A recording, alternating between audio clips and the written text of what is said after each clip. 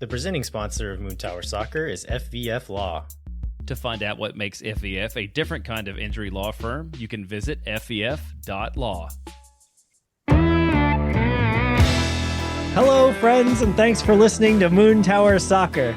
I am your co-host, Mike Crugnola, and I am here, as always, with Jeremiah Bentley. Hey, everybody, I'm Jeremiah Bentley, and we are very excited about the show that we have this week. We're going to replay our live preview show from MLS Credit Union, which again became obsolete, I think, the day after it came out. Seconds after we finished. So we'll have that news. We're going to talk about the news of the week. And then we also have a very fun interview that we just finished recording with Austin FC President Andy Loughnane, who's going to talk to us about the jersey process and a little bit about what we could see differently at Q2 Stadium. Yeah. How are you feeling less than a week before opening day, Jeremiah? Well, I am glad they recorded on last week that I read nothing into the excitement of the preseason, and I was down because then what has happened in the games this week is they've gotten very excited about the new players. Yes, I've gotten really fired up about like what might happen if everybody stays healthy and the vibes stay good. 34-0. Yeah, absolutely. Well, you were there. You were there for the live show already, and I was a lot more toned down on it. So, yeah, I'm more excited now than I was when people listened to me in like half an hour. So, yeah, I'm nervous. I'm more nervous now because I haven't done my over-unders yet, and I know that closes, what is it, the day before the season starts? Yes, the over-unders will close the day before the season starts. I think we have like 100 people who have already entered, so it's going to be really competitive. It's probably a pretty good chance that y'all are going to beat Landon and I because we go in cold and everybody else has time to do some research. And a lot of people are smarter than us. But yeah, the over-under game is out there. That'll be in the show notes. I did create the Moon Tower Soccer Fantasy League, which is also out there and available. So, you know, MLS Fantasy is one of those things. Like you create one team and you can play in 100 different leagues. So just go out and create a team, then go find that league. It's under the private leagues in Moon Tower Soccer, and we can put that in the show notes too. Yeah, and what did you name your team this year? Ruthless Verticality is my team. Nice. I named mine. I was struggling, right? Because naming your fantasy team is one of the hardest things to do. And it's the most important thing you do. Yeah, obviously. And they make you do it right away. So folks, if you are listening and you haven't created your team yet, that is the very first thing they make you do is name your team, and you can't go back and change it. So whatever you put in there, you're stuck with for the whole season. I had a placeholder name that I called Xanafest Our Destiny, and now I'm stuck with it. Is that the worst? It's not the worst, but it could have been better. And now I know all season I'm going to be like, man, my team could have been named this. And I'm going to have to look at it on those ranking boards all season long. Oh, man. Yeah, that's going to be that. It's really one of the challenges of modern life. Well, we teased that our live show got spoiled like the next day because on Wednesday, February 14th, Austin FC added a new defender, Brendan Hines-Ike, who's a free agent. He's a 29-year-old center back, originally from Denver, played 49 appearances across 3 years in DC. It seems like a solid fourth center back kind of dude, right? Yeah. Would you have a different take on him than I do? I might be rosier on Brendan Hines-Ike than most. Partially because he comes from the same Belgian team as Alexander Radovanovic, KV Korchik, and also because he scored me a bunch of points very early in the year in MLS Fantasy last year. And so maybe it wasn't too early because he was coming back from injury. But either way, he ended up like performing all right in fantasy. And so he was a name that I both knew and was surprised was available on a free coming into the year. Which I think it's been the theme during this whole offseason, right? Is Burrell adding talent without spending a lot of, investing a lot in the roster and hopefully keeping his powder dry for later on in the year. And I think if you just look where he slots in, one has to imagine he's a better option than Kip Keller or Johan Romagna, who would have been our other fourth center back choices. Yeah, or moving Alex Ring out of his best position Right. into a position he's not good at. Which creates Not as trouble good all the at. way around. Not as good at. Right. Don't, like, Alex Ring may listen and may come attack you for saying he's Well, not also- great at everything, but Yeah, I was gonna say also he was pretty good at center back for a defensive midfielder. yeah. And then we've also got this lingering Julio Cascante injury. Do you think this is just a, like, Julio hasn't played much or if at all in the preseason? Like, are we being cautious? Yeah, Are we worried Austin's going to go in like banged up? Like, what is I that? have heard some news from some members of the Handsome Boys Football Modeling Club Los Verdes Slack channel that Julio reportedly feels good and is ready for Saturday. That said, every player always feels good and is ready for the next game, right? And Right. so I will wait for the high performance staff to clear him and see his name on the team sheet before I know either way whether he's ready. And honestly, sometimes then.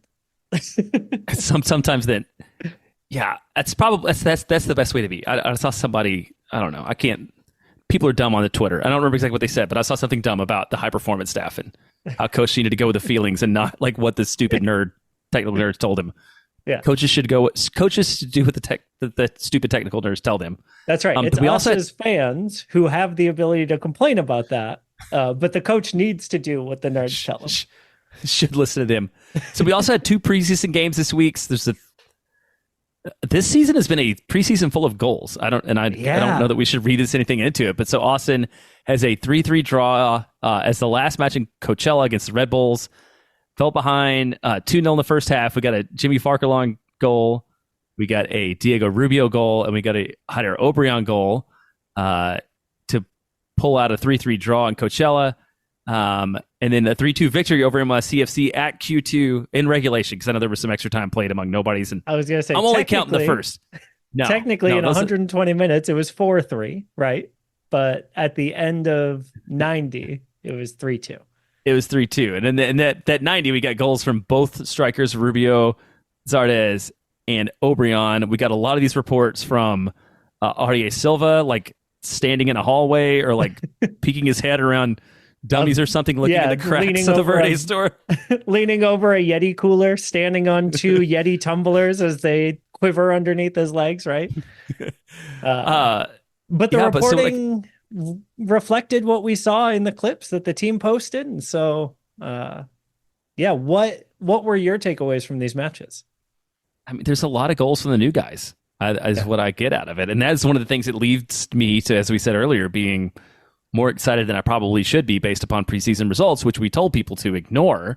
It's just, we've gone into this whole offseason wondering where the goals are going to come from. And now there's some hope that we know where some of them are going to come from. How about you? What was your takeaway? So I, like a sicko, was watching the Coachella Invitational match between Minnesota and Charlotte. And Charlotte was doing that thing where they would drive into the end line and then cut the ball back, but they didn't have anybody to finish. And as I was watching that, I was like, man, if Austin could score some of these goals, if they could make that run like that we just hardly ever make, we could score a lot of goals against Minnesota. And then in the videos that came out from NYCFC, those were the runs we were making. They were end line runs where we were cutting it back into the box and people were there to put them away. And so I'm guarding my heart, Jeremiah. I am guarding my heart. And from the Galaxy game and the Red Bulls game, we have Ethan Finley assist in both of those, which usually means that kind of goal, right? When you have an Ethan Finley assist. That's what he's good at. So who knows? Could be interesting. Speaking of reports from the field, though, I don't know if you heard about this one. At the Armadillo Kit release party. Oh, I didn't hear this now. We have an anonymous source who reports, they're only anonymous because I can't remember who it was. But they reported that they spoke with either Roto or Anthony Precourt, and Dessler is like confirmed. Like not official, but is coming in the summer. Well, that's exciting. Yeah. That's exciting. I mean, that becomes real if you add Dessler and then you get a DP striker, then this becomes a much more interesting team.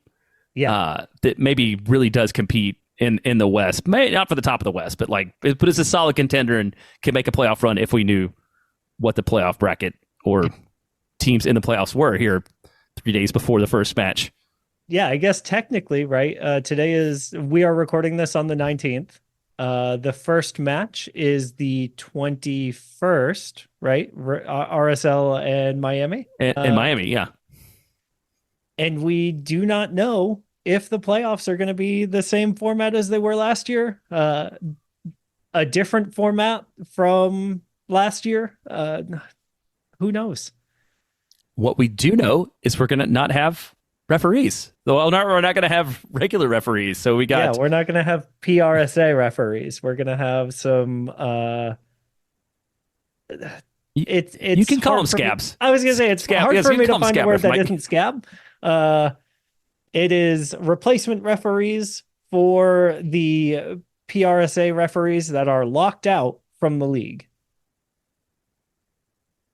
And they're going to come from college, from retired guys, from people who are overseas who can't hack it. I think one of the things that is a challenge when this happens so close to the start of the season is like, where do you even go find 4 people to call every game in the league for the first week of the year? Like even assembling that group is going to lead to chaos. So I'm not excited about that. I feel like there's a common thread that we haven't talked about a lot that Seth Rao brought up when we had him on about there seems to be a bunch of money flying around and we're like the league does not seem to be investing in basics. Yeah, we're not spending it on players. We're not spending it on refs. Like, where's it going? I guess is the question, right?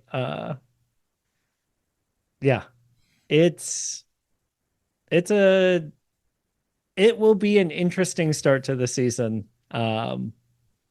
I don't know where you fall on this, but I am very, very strongly on team pay the refs. Whatever they're making, A, isn't enough, and B, should be more, regardless of, anything else. I agree with that. And this is one of those things like, because we've got opening day, and I've already seen, I don't think in Austin, but things from other supporters groups sort of like coming out and making statements about how negative it is and how it's not a good start. But for me, I'm just going to close my eyes and love the first match, even though I feel kind of icky about it, just like I watched every single World Cup match in Qatar. Like, I'm going to feel a little bit dirty, but it's not going to take away from my joy of like being at Q2 Stadium on February 24th. Yeah, same. It's really hard for me to balance from like an emotional standpoint of like, I want to be there to support the players. Also, I want to support the PRSA. And so like, I am hopeful for chants and banners in the stadium that show support for our referees union and their fight for what they deserve.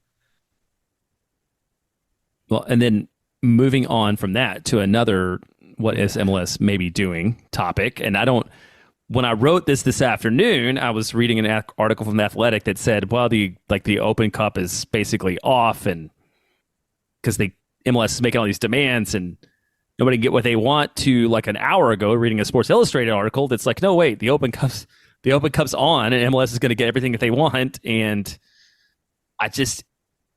it seems like an unnecessary mess, again, that the league has created for themselves, even creating that drama, because they could have just sent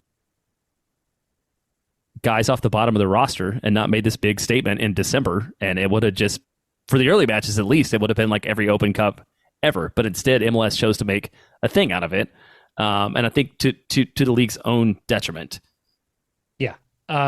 3 hours ago, as of right now, so at 6:45 p.m. on February 19th, Jeff Carlisle has reported on ESPN that preliminary plans for the 2024 edition of the U.S. Open Cup have been approved by a subcommittee of U.S. Soccer Federation Board of Directors, though the tournament likely won't look like recent editions. So it seems like there will be a hybrid type of tournament with not every MLS team participating. Man, from a I love soccer perspective, this is one of the most disheartening stories of the offseason. And from a MLS as a big business perspective, I understand why they wouldn't want to play this tournament, but like, I don't work for them and I don't want them to not play this tournament.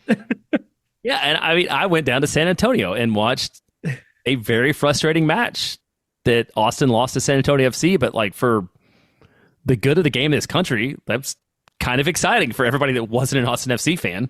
Yeah. I'm a Union Omaha guy. You know what I mean? Like every time I see, is it Drake's brand that has the owl that looks suspiciously like the Union Omaha like the logo? Yeah.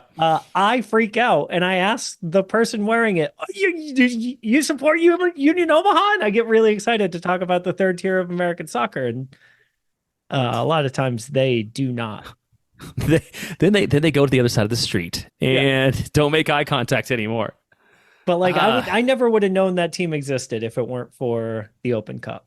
And so, yeah, it's a shame. The magic of the Open Cup, as they say. And I guess one thing that came out, so all the MLS predictions came out for the pundits. Mm-hmm. I think one person had Austin 10th, which was as high as it went. There were a lot of 13ths and 14ths. I think earlier somebody pointed out that this is basically the same roster that there are a bunch of seconds and thirds and fourths last year. Yeah. They got a little bit older. We improved the roster from last year. Do we care? Should people care what national pundits have to say about their club? I mean, should they? I don't know. Should they? Well, No. do they? I guess. Do they? Yes. I think the answer is do they? Yeah. Absolutely. And we were going to get it. We got a whole round of Laminator chat again. We don't have Felipe around to just like drive that into the ground at the point where it annoys everybody else around him. But so what Landon and I talked about this about a few weeks ago. It's like in your head, what's the value in having these predictions? And like, what's the why should we read MLSsoccer.com? What are we getting out of it? To me, the value is driving engagement, right? It's the same reason that trolls are so popular online. If you drive engagement, people are talking about your product. And a lot of what MLSsoccer.com tries to do, from my perspective, is just get people talking about MLS soccer. And so if that is the goal, they are successful. The gap, I think, is when they position themselves as knowing everything about every team in the league, which realistically one person can no longer do. When it was a 12-16 team league, pretty easy, right? 6 to 8 games a week, we can all watch those. Well, unless they happen at the same time, right? If they all happen at 7:30 on a Saturday, that becomes more difficult. Yeah. But, now the landscape has changed a little bit. And so I think as fans of a league that is maturing also mature, we need to demand more independent media coverage. And I guess the start of that can be like reflecting these pundits' opinions back to them. But I don't know. Where's your heart lay in this situation? I think it kind of hits on what you just said. It's like I do read a lot on MLSsoccer.com, but it's largely in the absence of having local beat writers there are a few independent media sources, and there's people like Phil, but not even every team has something like that. And since the sort of the death of the SB Nation platform, there's not even a place to go to find all those things. So that's what I end up relying on MLSsoccer.com and Extra Time, and even a guy I love Joe Lowry, and that guy tries to watch every single game. And what I appreciate about Joe Lowry is he's a guy that will admit that he is not an expert on everything. Yes. And doesn't present himself as such. And I think that humility sometimes is a little bit missing. but that probably also draws engagement back to your original point on this topic. Right. Yeah, I mean, say what you will about them. All of the MLS soccer podcasts and writers, like, all have a point of view and a personality that they have crafted to elicit response, right? And so they're good at that. And that's their main job. Yeah. Well, That said, everyone expects Austin to stink this year is the show note for this topic. And like, I think there is a subset of fan who, if that is the expectation set for them, will go into this season having a lot more fun than if the expectation was set that they should expect greatness. which and wait, because they're going to be happy when we aren't terrible, or they're just like miserable people. Yeah, Okay, because good. they'll be happier. Like if we outperform the expectation, they will be happy, right? Oh, When totally. we underperformed expectation based on the media last year, no one was happy. There was a lot of grumpy people. No, Yeah. that's absolutely true. And then the other note we wrote is plug listening to the live show part for our predictions, because I can't even remember exactly where either one of us picked Austin to finish. It wasn't super high. I feel like it was better than most of the national writers. Yes. Put Austin. I remember. If you want a spoiler, I will tell you after the break. All right, let's take a break, and then we're going to be back with Andy Loughnane. When no one is around.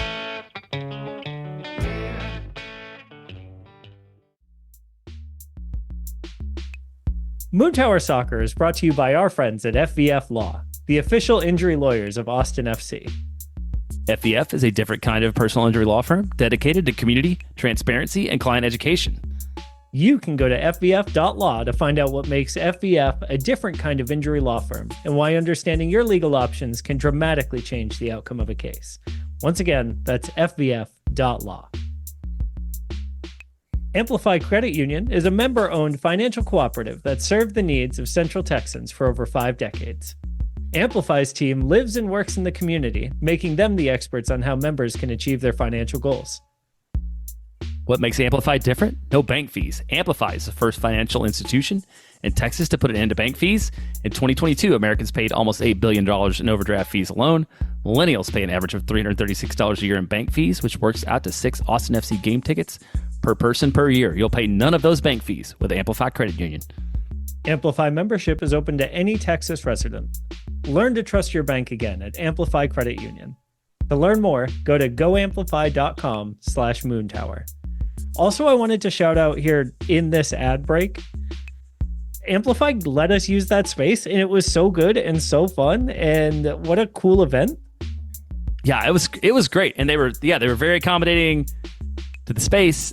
Super nice. If we're probably going to do more things there, and we'll try to get a little bit more creative with maybe some of the audio-visual and stuff now that we know that we can do it. But yeah, love the folks at Amplify for being great people in addition to being a great credit union. Also, it was super cool to be in a bank after it closed. I felt like I wasn't supposed to be there, but I could be.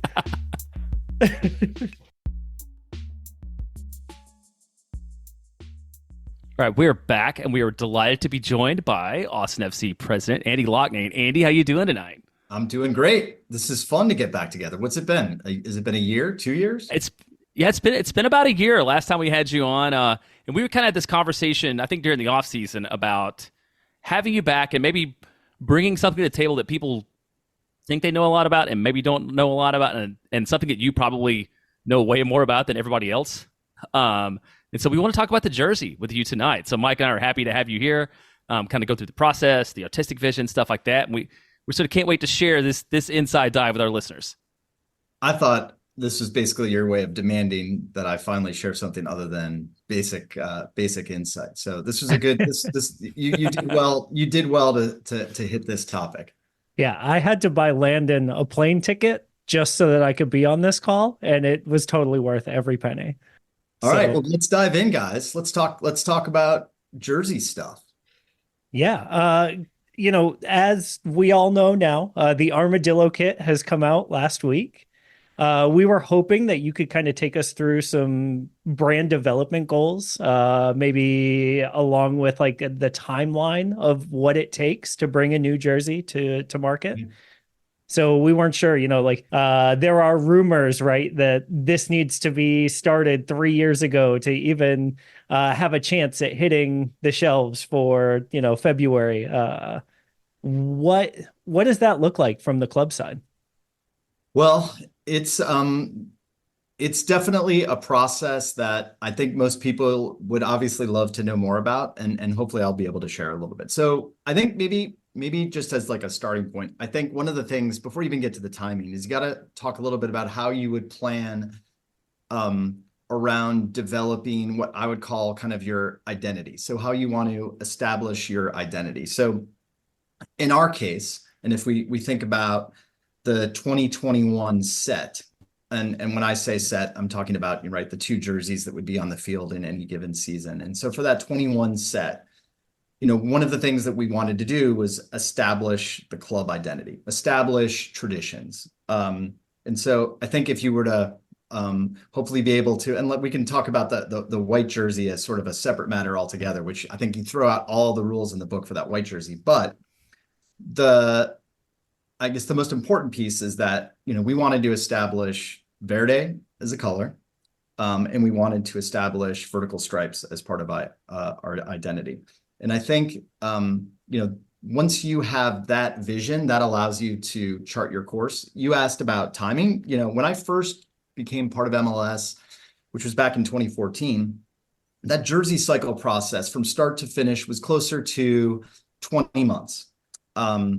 Now the process is a tad longer than 2 years.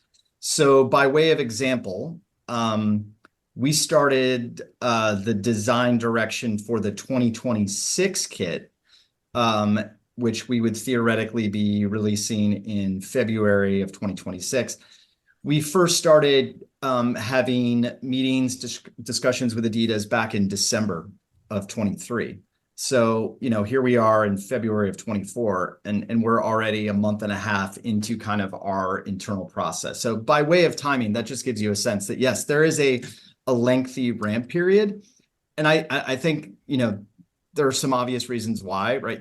First of all, Adidas is producing a significant amount of product, not just for MLS clubs, but also for a significant volume of clubs and federations around the world. And depending on the year, right, if it's a World Cup year for men, World Cup year for women, depending on the year, there can be factors that start to really stretch out that cycle.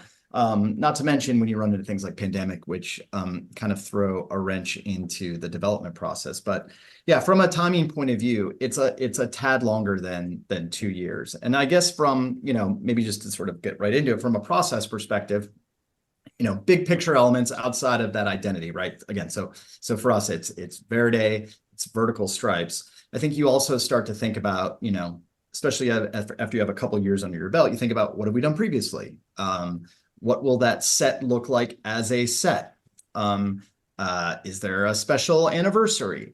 And then I think you also start to design based off of the fact, is it going to be a light color jersey? Is it going to be a dark color jersey? Because depending on how you view that, maybe you do more, you can do more with the dark, or maybe a designer views you can do more with light. So I think, it depends on what you're going to design, again, dark versus light. But I think one big aspect too that does change each year is the thematic direction. So Adidas does provide an overarching thematic sequence. So for example, they might say, let's pay tribute to the heritage of soccer in the 1970s. Or they might say, let's pay tribute to a specific fashion movement. And so the club then attempts to work within that framework to develop our own theme. So for example, right, if the theme was pay tribute to the beauty of nature, we'd attempt to draw inspiration from nature, and probably we do something that would maybe be Austin specific. So, I think we want to layer those Adidas thematic elements with our own club thematic elements. Again, verde, vertical stripes. and that kind of is the starting process. And then, I think then, and maybe I can pause there, but then it kind of leads into sort of like the who gets involved. Yeah, I think before we get into that, you mentioned Verde, and I think a lot of us thought when we saw the first shirt that like whatever that Pantone color was gonna be like the color.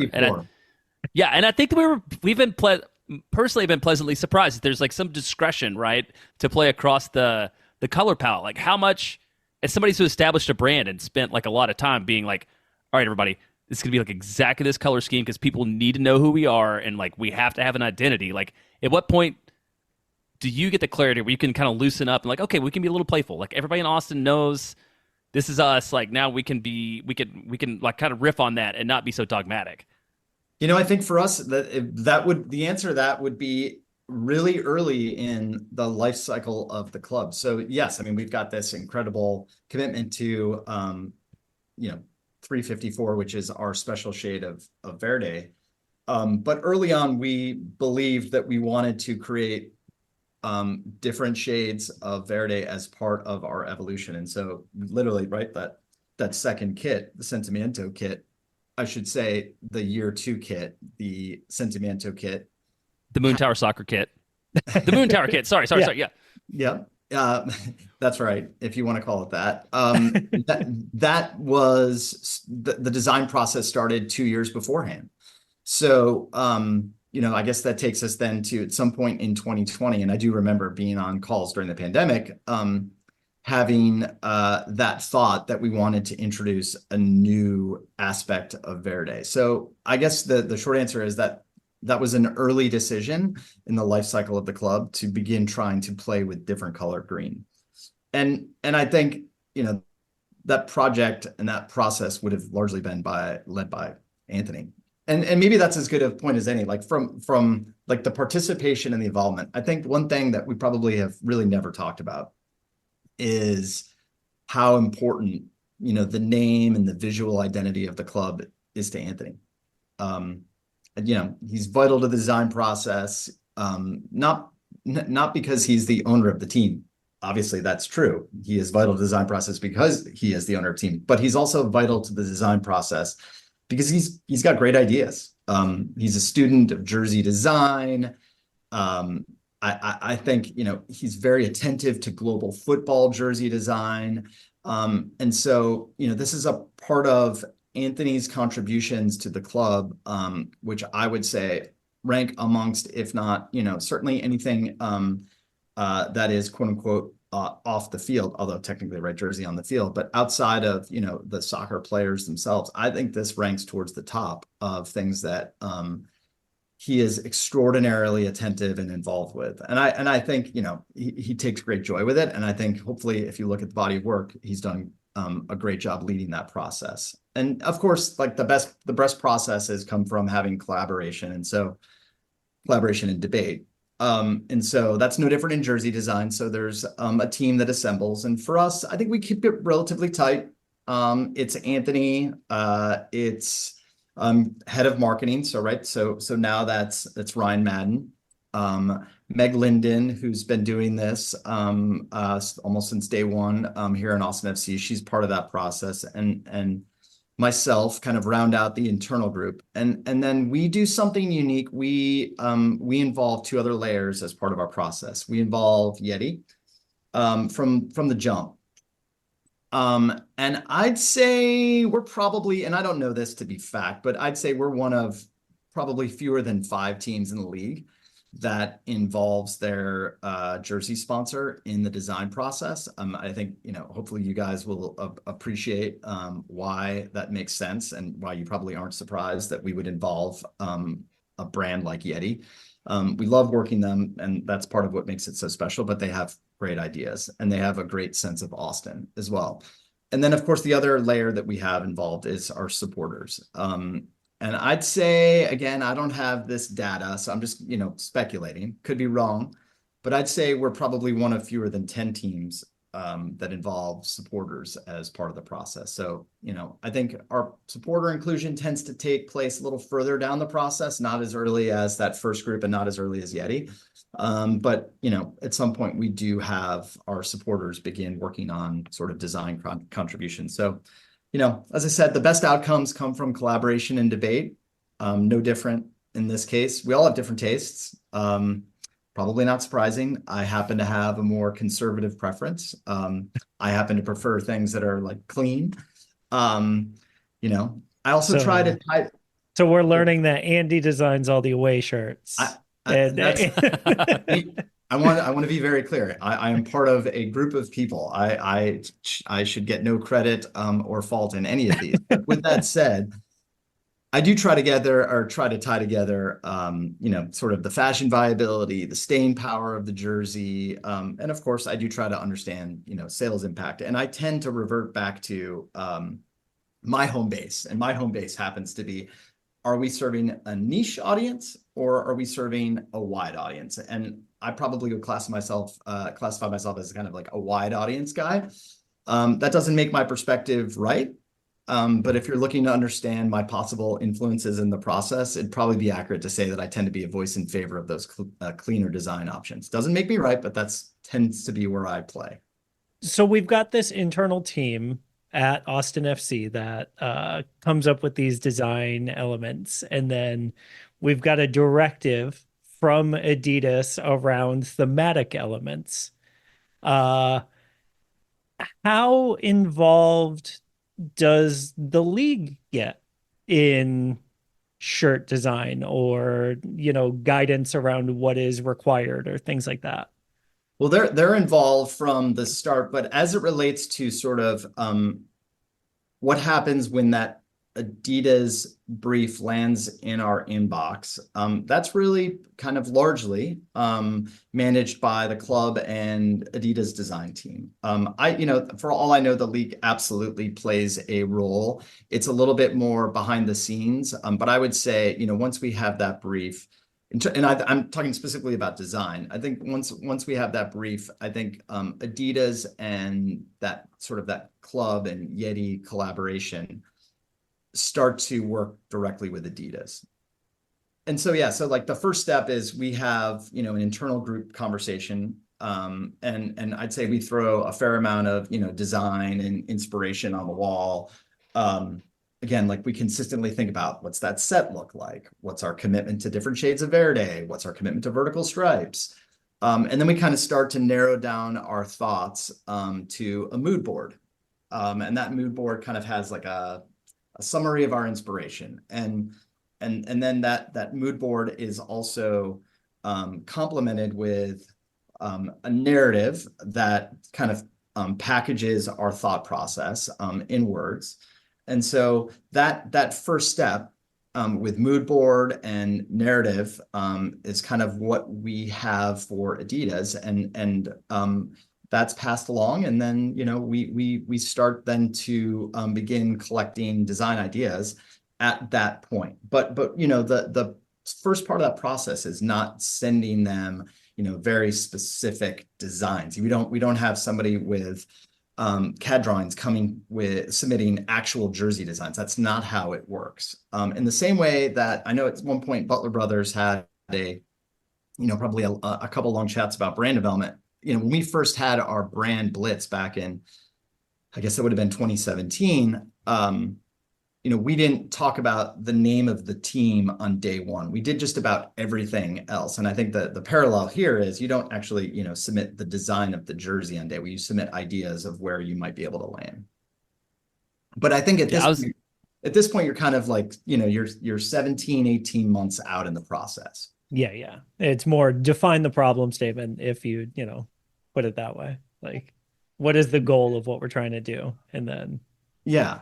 And then eventually we are able to see design ideas, and typically you see several design ideas, and you kind of focus in on one. And I think at that point in the process, you start to really get locked in, and really from there, you know, there's a handful of modifications, but you know, at that process, you really start to hone in on one single design, and you're off to the races, right? You're off to production of samples, you're off to reviewing samples, And then, very narrow turnaround times to continue sort of the process of to allow the process to never get off track, right? These production schedules you cannot miss them. I know I didn't put this in the notes, but it did come up organically. And so I'm wondering if you can give us an example of a rejected design that y'all received and we're like, oh no, this is not it. No, I can't, because I'd say Adidas design team does such a good job of interpreting the briefs. And I think you've been able to see the body of work that Adidas has delivered for what is now, I guess, a 2019 league, soon to be 30-team league. And I think, they're universally beloved. And I think that's a tribute to design, to the Adidas design team. So no, I genuinely cannot think of an idea that was so, to your point, like universally threw us into some sort of tizzy. But I think maybe actually, you know what that does remind me is that maybe I can dispel a rumor about that white jersey. So I think just like this was non-negotiable. One of the jerseys in 2021 in the inaugural season was always going to be that plain white jersey. And for those that followed the league leading up to that, almost all, if not all teams in 2020 and 2021 had a single colored kit.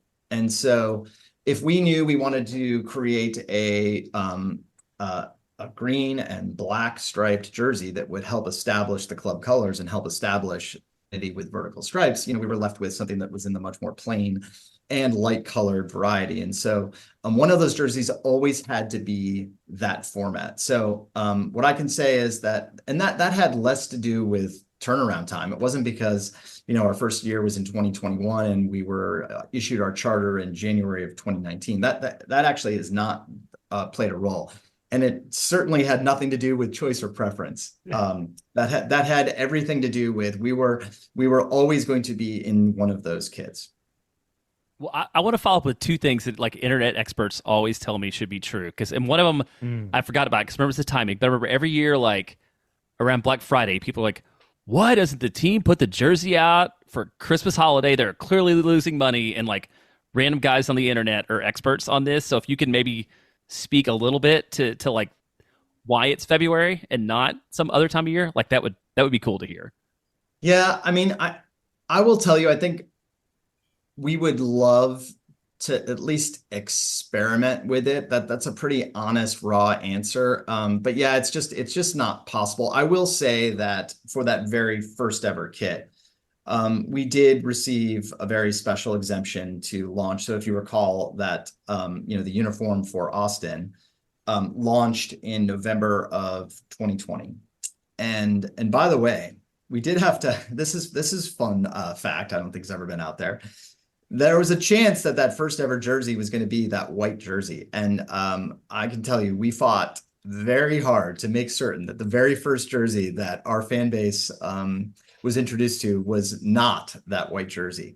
So, but I do think it's a fair question. It's something I wish we could experiment with. But the reality is that, we also use the February timeframe to help start the season. And so as much as there would be, commercial value in the holiday sale experiment, I think there's a lot of value in February marking the start of MLS season. The other one I was going to ask about was the third kit that like people, I've heard also like, oh, if we sell X number of kits, then automatically there's a third kit. And I would imagine nothing in this world is that cut and dried. So, and I know you just share as much as you're interested in sharing, like on that particular item. I'm probably not interested in sharing as much as your audience would like. I guess the short answer is I think there's probably maybe some old rumors and that were connected to old rules, and I think there's probably things that are more future facing. I suspect at some point, I can't tell you exactly what year, but I suspect at some point Austin FC will see a third jersey. It has less to do with sales and more to do with the fact that we're one of 29 or soon to be 30 teams in MLS. So every year information about jerseys seems to appear, right? Whether it's footy headlines or it's an enterprising EAFC data miner, or something just happens to pop up in your Ultimate Team store, right? Um, what what I guess is your take on how that kind of reality of so many people working together to create something? There's bound to be something that squeaks out, right? Like, Yeah, how do you handle that? um, a lot of therapy. I think the short answer is something you touched upon. There's a lot of human beings involved, and anything with that level of human involvement, crossing multiple continents, multiple channels, multiple chain of custody handoffs. There are so many elements that have to go perfectly in order for it to work as Anthony and I expect.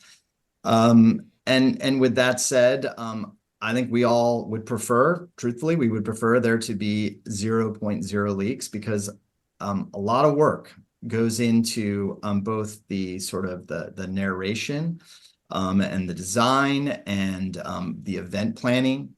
And I just, as an example, I would say that, like, so for the Armadillo Kit that as you point out, may or may not have leaked through some sources.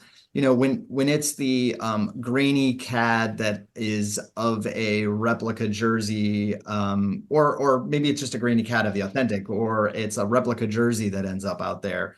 Those aren't ideal platforms for our audience for the very first time, right? Because it gets back to that sort of old, internet social media adage, which is like, the first thing that's released is 90% true, even if it's 100% false.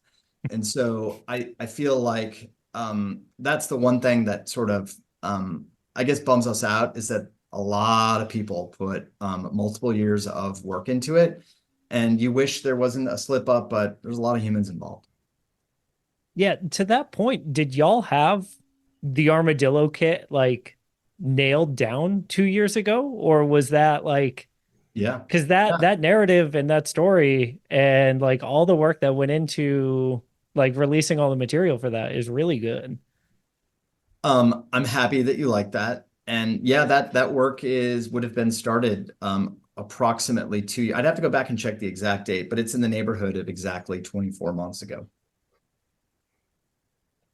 Oh, let's go into, so we got a game this weekend. Let's maybe, in a building I think that we all love, that I haven't been in like 3 months, which feels like too long.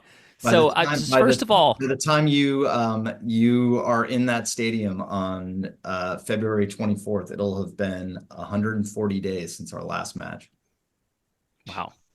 That seems like forever. My world, my wife is like, oh my God, I can't believe soccer season is starting again. So we have a little bit of a different take on it. But just maybe some highlights. Like what should we expect to see different, either in terms of, actually both, either like food or amenities? Like what's the experience going to be like in 2024 that'll be a little bit different from 2023?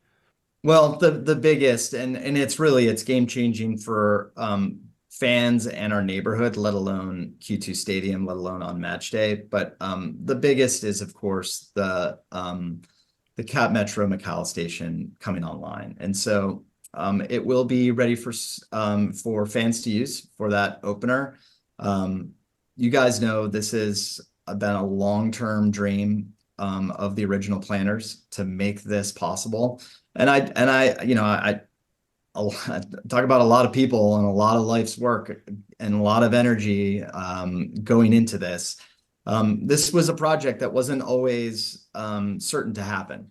This was always the original vision. It's one of the reasons that made this site so special, right? That what was already a spectacular site had a commuter rail line running immediately adjacent to it. If you could somehow find a way to add a station right there next to the stadium, which was not easy or inexpensive, it would make that spectacular stadium even more extraordinary.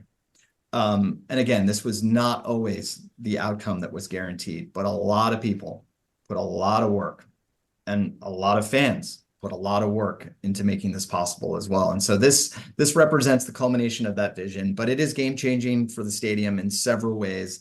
Just try to do this quickly, but first of all, for guests who can use the rail, you now have a station stop that's 100 yards away from the gates. Pretty cool. For those that have thought about ever trying to cross the train tracks from just east of the property, you will have probably noticed that you can't cross the rail within a half a mile in either direction of the stadium. But now, where this new McCalla station is being built, there is a pedestrian walkway, an at-grade pedestrian walkway that's been built. And so you can now walk across the tracks right there at the station. And what that does, it essentially unlocks a couple hundred parking spaces that either people didn't know about, and maybe a few people have been using them, but they've been walking further north or south to get to the stadium. Well, now your walking path is all the more quicker. And then just east of the new station, and I'm talking about 10 yards from the new station, will be the new drop-off and pickup location for rideshare. So for people who use Uber and Lyft and those and taxis, Jeremiah, your limo, I think those. Oh yeah, those are those services are being relocated as part of a new traffic plan to what's called the Delta Denton Donnelly Loop. You're going to probably hear those words come out of my mouth more than once and probably inaccurately come out many of those times. But the Delta Donnelly Denton Loop, did I just rearrange those? And anyway, those the triple D loop is what we like to refer to it as. You don't have to worry about the order. Diners, drive-ins, and dives. We're huge Guy Fieri fans on the show. So the triple D loop is now where the pickup and drop-off will happen. And again, that's all about 110 yards away from the stadium gate. So this is also transformational for the neighborhood. There's a lot of residents that are either living in current units or units that are about to come online right around there. So this is transformational for the stadium, but also for everybody in our neighborhood. And there's two more things on the 24th that I want to talk about. One is I just saw a press release today that all rides will be free, right, to the first match, courtesy of Q2. And secondly, I don't know if you know this, but like there's a station grand opening at 10 a.m. on that day. I heard there's a very handsome. emceeing. So everybody should come down and check that out. So like, yes, maybe I don't know, a train busting through a banner. I don't know what's planned. I haven't actually seen it yet, so I apologize if none of that happens. But come on down 10 o'clock in the morning on 24th and check it out, and then come back and ride for free that night. I cannot promise that my speech will be memorable at all, but hopefully there'll be some music that is memorable. But you hit the nail on the head. So there is a really cool thing happening. So for people using the rail, and I'm specific to the rail on the 24th, your ride to and from the stadium will be fare free. So no fares needed to be paid if you're coming to Q2 for the match on Cat Metro's Red Line. And then the other thing that we wanted to give you an opportunity to talk about is snacks. We love concession options, and one of the things that I really appreciate coming from like New England sports, where everything is serviced by Cisco or Aramark, is the amount of like local options at Q2. And so I was wondering if you had a personal highlight of your favorite of the new concessions that we've got coming in. Well, you can't have me pick my favorite children right here on the spot. Jeremiah does it every week. Well, because only one of them listens. It's Jackson. It may be different for him. Yeah. that does make things much easier. I don't know if I got the same luxury, but I think we've announced this. So first of all, Black's Barbecue joins our lineup of local Austin restaurants, and they're replacing Valentina's. Black's is going to be serving brisket, pork, pulled pork, and smoked sausage, and they're going to take over the smoker located in the Container Bar near La Barra, which is the southeast corner of the stadium, immediately adjacent to the supporter section. And then a couple of new items. We're adding shawarma. So Shawarma Point is going to be serving a beef and lamb gyro. Do you guys say gyro? I say gyro. Do you guys? I say gyro. Jeremiah? I just eat it. I was whatever. Got it. He calls it gyro and doesn't want to admit it. I don't call it gyro. At least I got that. I thought we were talking about the Euro or hero. That I get a little torn on that one. Yeah, no, I think that gets. I'm a Euro guy. So Shawarma Point, and then there's a little Argentinian flair being added. So Little Patagonia will be added to the mix, and they're going to be serving empanadas. And then one taco is going to add kind of a specialty taco of the match. And then I know that Double Dave's is going to add a specialty pizza of the month. So there's a couple of things that are happening. And then what we're also going to do is we're going to expand our value menu. So I think this has been the case since year one, but maybe sort of gets lost. But we do feature value menu items. So there's a $6.99 12-ounce domestic beer option that's been at the stadium. It was probably less than $6.99 when we first started, but $6.99 12-ounce beer option, domestic beer. There's a $2.99 12-ounce soda option. There's $2.99 water. We offer kids meals, so that's hot dog, chips, and a small soda or water. That's $6.49.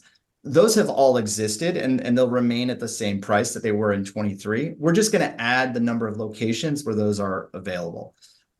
So those have historically been at Munchies, which is in section 103, and Eastside Eats, which is section 127.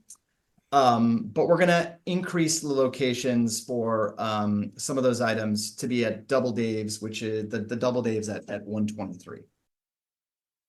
Awesome. And then I had one more question, Jeremiah, from a listener to the show. They are curious about a rumor that they have heard. The rumor is that this year there will be an Austin FC 2 jersey for sale, featuring the MLS Next Pro championship star that our boys at Palmer Field rightfully earned last year. And so, anything you want to say about that, Mr. Loughnane? You've caught me in a moment where I can't quite address that. Listen, I do think that the boys have earned a star above the badge, and I think if you just have some patience, hopefully we'll be able to talk about what it looks like on field, and what may be available or not available at retail. So I can't address that rumor. Don't want to get hopes up. Don't want to get hopes down. Just can't get into the hope business. Our ATXFC 2 jersey situation quite yet. That's like that is a non-committal answer in every aspect of my answer. I appreciate that about you, Andy. You're as thorough as you choose to be. No, it's good. It's like a tease. We'll have you, but this is like we'll have him back for more. Like more from Andy later on. That was my way of crowbarring in a second team segment in a month's time. Ooh. We were asked to do a video clip of your response to that question, just as an FYI for the face readers out there. Pantomime analysis. That's yeah. I think I held strong. Frame by frame, they'll go through, and no sweat beads. I don't think there would have been anything atypical on that. I think I would have carried myself well. So. I think you did it. All right, man. Well, we appreciate it. I've given us a ton of time. We're excited about what's in store. We're happy to learn about some things in the jersey process to dispel some rumors and get some insights that I don't think it's been anywhere else. So really appreciate your time and sharing. And yeah, we'll definitely have to do it again sometime relatively soon. That was great, guys. And we will see you on Saturday. When no one is around.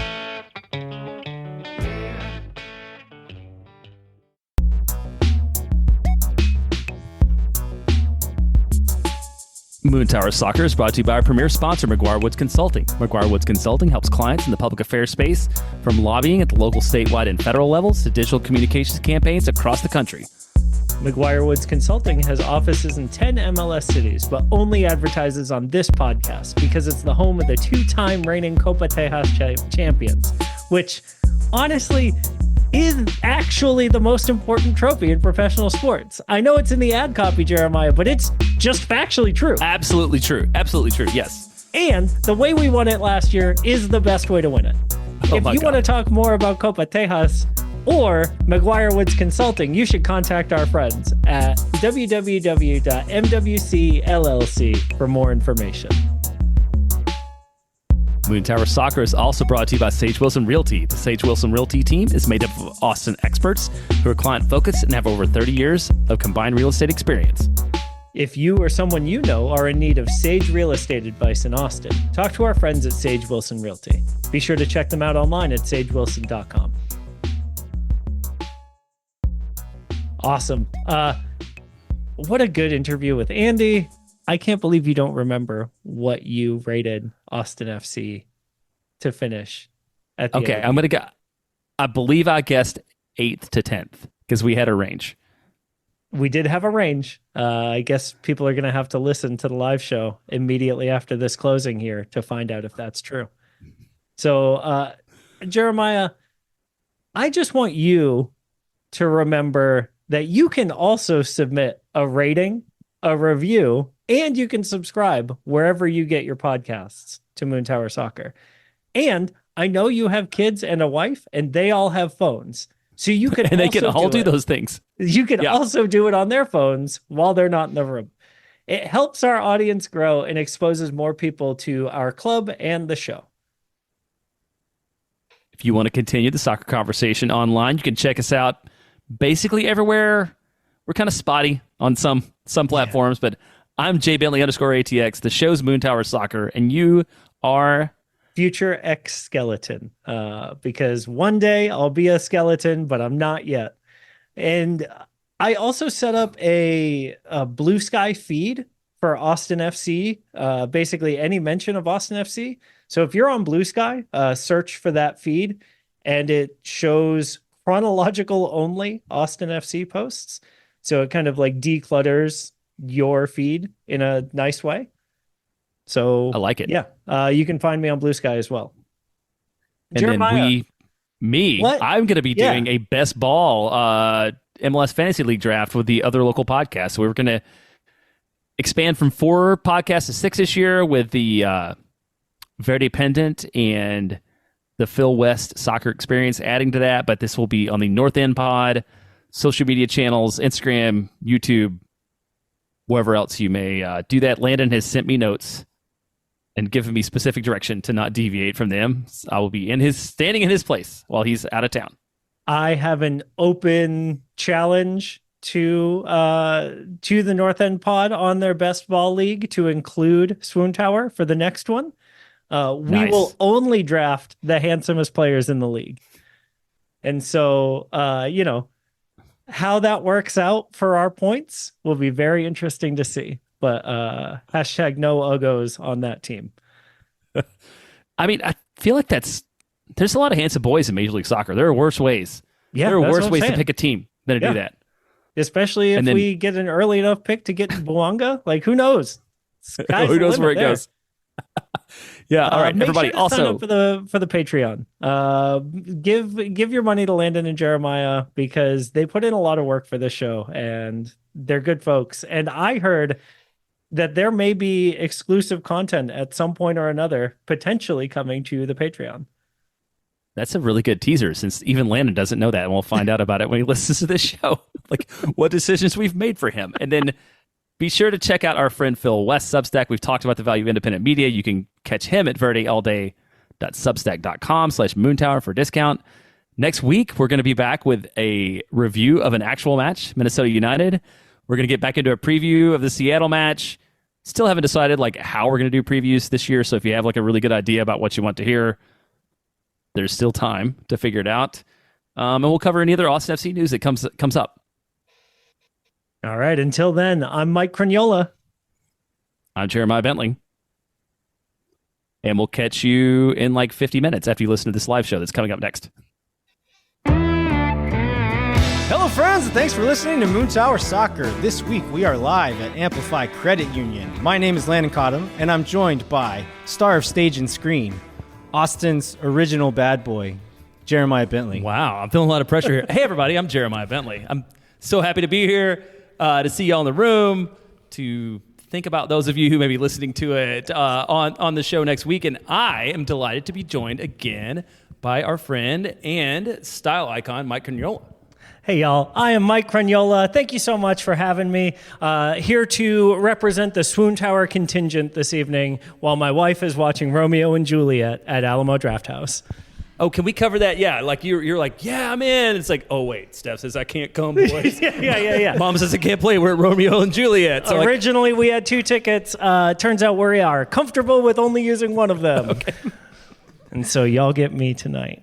You're welcome. So, yeah, when do they cheer? You told them to cheer. shh.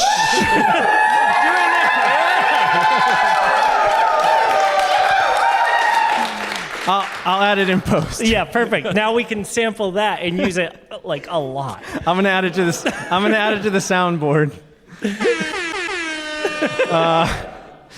All right. So since we only do one show per week, we're usually pretty pressed for time. We don't get a chance to talk about ourselves or like throw kind of fun things into the show. And so, for those of you who came out tonight, I'm going to assume that we have endeared ourselves to you at least a little bit. And so maybe you would indulge us to do something silly today, and also something that will let you get to know your hosts a little bit better. And when I say your hosts, I mean me specifically, because I made the game, and it's going to be like a quiz show for... About Landon? About you? Partially. Awesome. Great. It's partially trivia about me, but mostly a reason to say a bunch of silly words into a microphone. Perfect. So, Mike, I need you to not look at my computer screen. I'm going to cheat. I'm totally going to cheat. So, like, not on purpose. This is a game format that I stole from one of my favorite podcasts that's called Jordan Jesse Go. And occasionally they will have just a silly little quiz thing. And I'm going to give Jeremiah and Mike 3 names. One of the names is the name of a band that I played in. One of the names is the name of a beer. Period? And then, have you drank this beer? Yeah. No, how does it connect to you? No, that's the part that's not about me. This is just this is mostly to distract you. Okay. And then the third one is going to be something that I completely made up. Okay. And then you guys are going to have... I'm going to give you the 3 names. You then have to say, this one's the beer, this one's the band, this one's made up. Okay. All right. I got that. Any questions? No. Okay. So, the first one. Oh, I have a question now. Okay. What do we get for winning? Nothing. Do you want to go against each other, or do you want to work together? Yeah, we should independently each pick. Yeah. Okay, Jeremiah, you go first. Okay, the first name is... Which one's which? First name is Battle Snakes. The second one is Secondhand Superman and Big Shorty. Wow. Battle Snakes, Secondhand Superman, Big Shorty. Which one's a beer? Which one's a band? Which one's made up? Okay, I want to say Battle Snakes is a beer. Okay. Secondhand Superman sounds like a band. Okay. And Too Short or Slim Shorty or Fat Boy Slim or whatever is made up. You got all 3 of them right, Jeremiah. Congratulations. Yeah. I knew Secondhand Superman. I knew that one. Secondhand Superman is a 90s cover band I played in when I was 18 years old. We were not very good. I won't be taking any more questions at this time. Okay.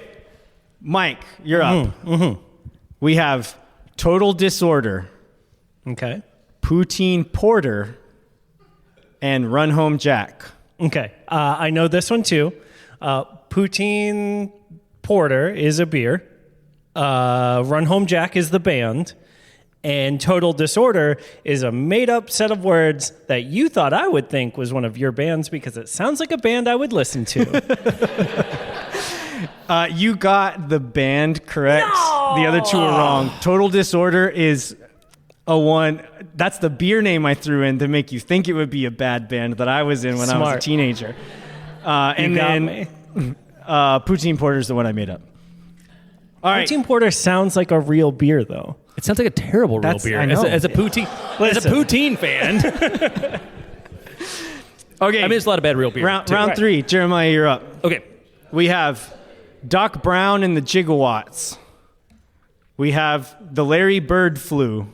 That's great. I don't know what that is, but it's my favorite of all three. And we have Luminous Beings. Okay, I'm going to say Luminous Beings is a beer. Okay. I want you to be in the Larry Bird Flu as a band. Too. I would love that.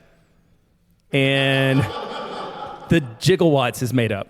What do you think, before you answer, what do you think the Larry Bird Flu sounds like? Like, what genre of music are they? And whatever the Brian Jonestown Massacre plays. Oh, sure. I feel like it's like what the Larry Bird Flu. Experimental, like progressive rock. A lot of math involved. Was that real? No. Okay. So you got one right. Luminous Beings is a beer. That's another beer name I threw in that sounded like a band name. Doc Brown and the Gigawatts was the original name of Secondhand Superman. Oh, wow. And then the Larry Bird Flu was what I wanted to name Secondhand Superman, but the actual bird flu pandemic had just kind of passed, and it was one of those like too soon moments. Yeah. And so... Yeah, I thought for sure the Larry Bird Flu was a grindcore band that you'd started, like trying to be edgy, 17-year-old Landon, like. And I have a friend who runs a burlesque troupe called the Gigawatts. So were they at all involved? No, this Did you have go-go dancers? No, this was. Would girls talk to you when you're in that band? Absolutely not. Okay, that's why they changed the name. Three Doors Down was popular. Secondhand Superman just fits right in. You're sadly very close to the truth. Okay, round 4. This is yours, Mike. We have Count Chungus, Ronald Reagan, and the Alan Jackson 5. I was expecting a larger laugh for Alan Jackson 5. You can't get a larger laugh after Ronald Reagan. That's so good. Ronald Reagan could be any of the three, and that's why it's the hardest. Yeah, that's the hardest one. I am going to say that is a beer. Ronald Reagan's a beer? Yep. Okay. The Alan Jackson 5 is made up, and the first one was a band. Count Chungus is a band? Yeah. I forgot it was Count Chungus. You definitely made that up. That one's fake. Alan Jackson 5, I'm going to go with as the band. You got none correct. Wow. I was so confident. Count Chungus is a beer. Ronald Reagan is a band that I played in. Brilliant. We maybe played one show. We mostly practiced. I don't know if you're seeing a running theme, but we thought of band names more than we practiced. Yeah. And then the Alan Jackson 5 was second on the list of names I wanted to name Secondhand Superman. Okay, I don't know where the count lies here. Jeremiah's killing me. We have one more round. Yeah. So the first name here is the Lesbian Breakfast. So wait, is this the last round? So we're both gonna yeah, y'all can tag team this, and whoever go together. Yeah. Okay. And if we get it all right, we win the prizes. Sure. I mean, they don't exist. Yeah. Okay. We win Landon's car. He was so proud about it. Wow. Remember, he's so proud about it. It only feels right that one of us wins it. Perfect. Okay. You heard it. You don't have to trade him your car, though, right? No. We just win his. Okay. Yeah, don't worry. Your BMW is safe. Good. We have Skidmark, the Lesbian Breakfast, and Fred Savage Garden. I don't know. One of those would be a beer. I feel like Skidmark could be a beer. There's a beer in every list, Jeremiah. Yeah. Yes, I understand. I feel like Lesbian Breakfast could also be a beer, though. It's more fun beer. Yeah. yeah. Do we want to agree that the last one is made up? Fred Savage Garden? Yes. Fred Savage Garden. We've got audience consensus as well. So that one's made up. So y'all, what are their other choices here? We have the Lesbian Breakfast, Fred Savage Garden, and Skid Mark. Okay, so who thinks Lesbian Breakfast is a beer? No, like this is an audio format. You'll have to make noise. Yeah, you can't just Okay, and is Lesbian Breakfast a band? Yeah, so we're going to go Lesbian Breakfast as the band and Skid Mark as the beer. You nailed it. Let's go. Woo! They nailed it. Team. Yeah. Skid Mark, again, threw it in because it would be something stupid that teenagers would name their punk band.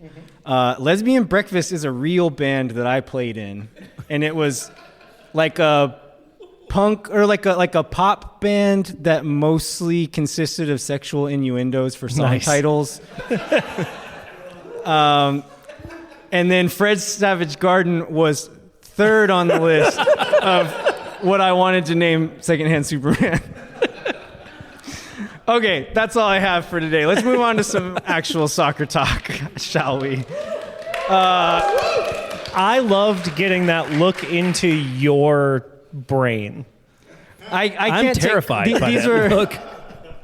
These were team efforts. This was, again, we did this more than we practiced. You can pass the buck all you want. This is all you. I would love to take full credit for all of these, Mike.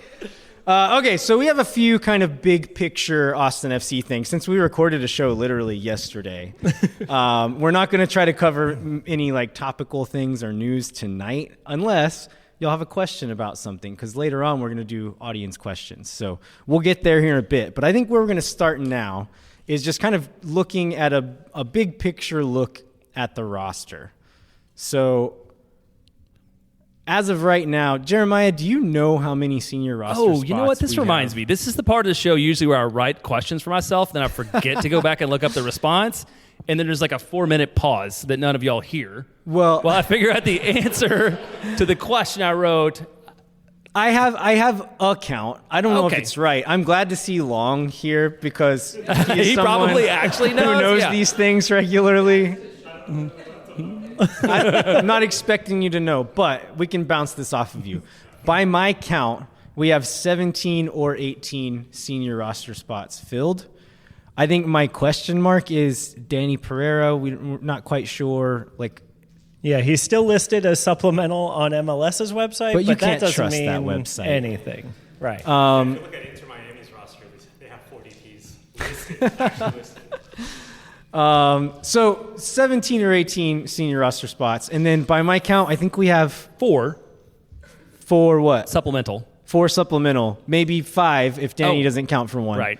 But all that being said, still like 5 to 7 spots that we could potentially fill. How many of those do you think we will fill now? How many do you think we'll fill in the summer? And do you think we'll have more filled than that in the summer? So I wish I remember what we would have done in over-under so I could agree with myself from 2 weeks ago. But I think 17 to 8, I think 18 senior players is probably where we end up going into the year with some money in hand and a couple signings to add during the summer. And then supplementals, how many trialists do we have in now? 1, 2, at least a couple? I think the center back, Antonio Gomez, maybe. I can't remember his last name. And then Farker Loon is technically still a trialist. True. Who are you Chris Garcia? He's signed for the second team. Got it. So he has a contract with the second team, which means he's probably not going to really get a shot with the first team. Looking through the different positional groups, I was trying to count. It felt like we had a lot of spots to fill everywhere. For better or for worse, that's not entirely true. Some of these position groups are more or less what they're going to be unless there's outgoing movement. So the positions where I see obvious need are center back. We still really just have 3, Cascante, Weissman, and Hedges. So that's a spot where you expect to see at least a supplemental spot signing in this first window. And you feel like that's come from somewhere else, right? is it Saul Mazzafaro? It has to be either a trial or somebody from outside the family, right? Like I don't see Saul Mazzafaro, as much as I love him and his tiny shin guards and short shorts. Like I don't see him being the guy. Especially if he's going to take up an international roster spot. Like, right. They're not going to give that to him. I don't think you waste an international roster spot on someone. Your fourth or fifth center back. Right. On a Canadian. Canadian. Dare they? And then the other spot, so looking at striker, we've got Rubio and Zardes now. I think that third spot, I still think that is like... Will Bruins. No. He's going to monster truck races. He's still hanging in around. town. He's here if you need him, you know? I think we're going to call it the Miguel Borja slot. Not necessarily that Miguel Borja is going to be the one to take it up, but they're going to leave it open in case someone else does come along, be it now or in the summer. And then looking at fullback, we have Gallagher, Kolmanich, Biru, Jimenez, and then reports from Tom Bogert today that Mikael Dessler, which is the second time we've heard this be reported, and whenever Bogert says it, it's usually more or less legitimate, official, yeah. right? So that's another fullback there. So I'd say we're probably done there. And then I was thinking about this morning too. That's like a position I feel good about. Like those 5 guys, it feels like a pretty solid. There's a lot of spots with a lot of holes, and a lot of seat fillers who end up in those. But like those 5 plus Hector Jimenez, which I wouldn't even mention, right out there. Yeah, his fullback somewhere doing whatever he's going to do. Like I feel like that one becomes solid, just like the sort of back part of the midfield does for me, which is it feels nice. Yeah, I was going to say I'm not terrified about what we're doing everywhere. The new midfield for Austin FC. We're going to have plenty of dudes in there that do mostly the same thing. Yeah. And looking at the midfielders, we've got Driussi, Pereira, Ring, Wolf, Valencia. Again, I feel like there's room to upgrade on some of these, but I don't really see Austin FC prioritizing that necessarily. Wingers, we actually have a fair amount on the team, but I think this is another spot where we could see some movement as far as roster spots going. And this is the one I was saying, for better or for worse. Like, the guys we have are the guys we have, and maybe you don't like that, but that might be where we end up. We've got Rigoni, Finley, O'Brien, Fodre. Burton is on the roster. Jimmy Farkerloon is... We'll see where he ends up. He may end up with the second team, but he's an option. But there is some space to at least use a supplemental roster spot, maybe one of those senior spots in that position. So we're getting closer to full, but there's still, like, with the right signings, you could still make some difference in what this team looks like. Well, and you did a good job of talking about this, I think, last week. Is just like, sure, the floor is higher now, but still, there's not a lot of world beaters there, and continues to be the question, like, where are the goals coming from among that group, unless you're just counting on a magical Driussi return to 22 form? I think Diego Rubio, if he's healthy, is the answer there, right? Like, this is a guy who, before his knee injury, put up, 16 and 7 with Colorado? I think that's right. Yeah, 16 and 7. Like, that's a lot of production that we've never had out of the 9. So that'd be cool. That would be cool. But we've got a 30-year-old 9 returning from injury. It feels like a common Austin FC experience. Like, all the way back to Danny Houston, Big Celery, who never even got on the field. Big Celery. Do you remember his real name? No, I don't. Aaron Schoenfeld. There you go. Okay. We're not going to get into the Big Celery story because I've heard it has unsavory origins. Looking at what we've seen from preseason so far, do you guys feel like you've learned something from it? No. No, I have learned that most of our starting 11 is healthy and that Alex Ring will probably play deeper this year. But not center back deep. So don't say not it. as deep this year, if hopefully. you say it out loud, it makes me worried that it'll happen.